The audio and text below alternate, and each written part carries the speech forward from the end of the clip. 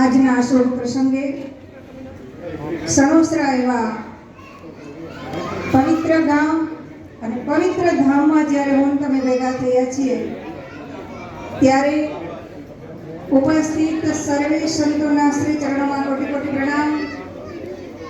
બિરાજમાન રામદેવજી મહારાજના ચરણોમાં કોટી કોટી પ્રણામ. અને આપ સર્વે સાચા સનાતનીઓ કે આપ સર્વેને જોઈને પણ અમને અતિ આનંદ આવે એવા આપ સર્વે કે જેમના હૃદય કમળમાં રામદેવજી મહારાજ બિરાજમાન છે એમના ચરણોમાં પુનઃ પુનઃ પ્રણામ. આજનો આનંદ કંઈક જુદો હતો. શોભાયાત્રાની અંદર મેં જોયું તો નાના નાના બાળકોને, નાના યુવાનોને, પણ આજ તો વડીલોને પાંખ આવી હતી અને એમાં ઉડવામાં પાછા અમારા બાપુ હતા ભેગા. એટલે આનંદ વસ્તુ જ એવી છે.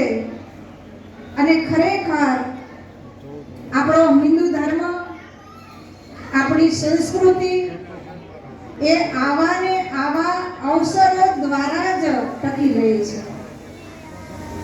કારણ કે હિન્દુ ધર્મની અંદર જે આવતા તમામ પ્રસંગો છે, આવતા તમામ ઉત્સવો છે, કારણ કે આપણી ભારતની આ પ્રજા એ હંમેશા ઉત્સવ પ્રિય રહી છે. અને ખરેખર જો જીવનની અંદર ઉત્સવો ન આવે તો આપણા જીવન છે એ સાર્થક નહીં પણ વ્યર્થ છે. ઉત્સવો છે ને એ આપણા જીવન રૂપી જે બેટરી છે ને એને રિચાર્જ કરવા માટેના ઉત્સવો હોય છે. જ્યારે જ્યારે બેટરી ડાઉન થાય અને આપણા હિન્દુ ધર્મની અંદર એક પણ એવો મહિનો નહીં હોય કે એની અંદર ઉત્સવો ન આવતા હોય. બેસતા વર્ષથી તમે લઈ લ્યો, પછી કારતક, માગશર, પોષ એમ કરતા કરતા કરતા જે આસો મહિનો આવે ત્યાં સુધી આ બધા ઉત્સવો આવતા હોય છે.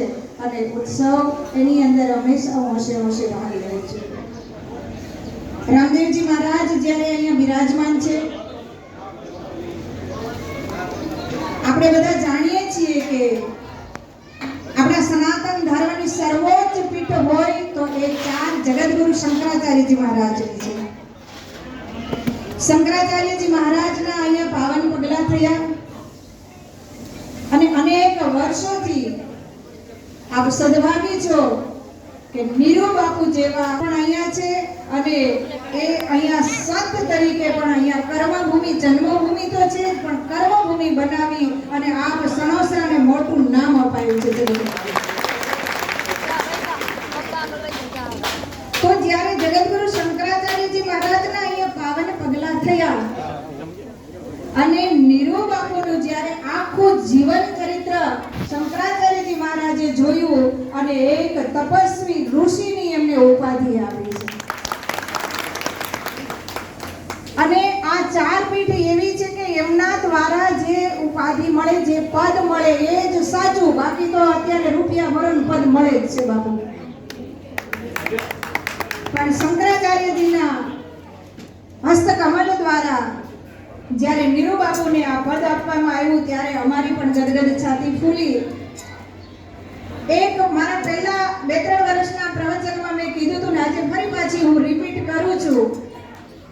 ભાગવતજીની અંદર બાળ લીલાની અંદર એક પ્રસંગ છે કે ગોકુળની ગોપીઓ એ વારે વારે કોઈ ને કોઈ બાને નંદ ભવનની અંદર જવા માટે થઈ અને હંમેશા તત્પર રહેતી હતી.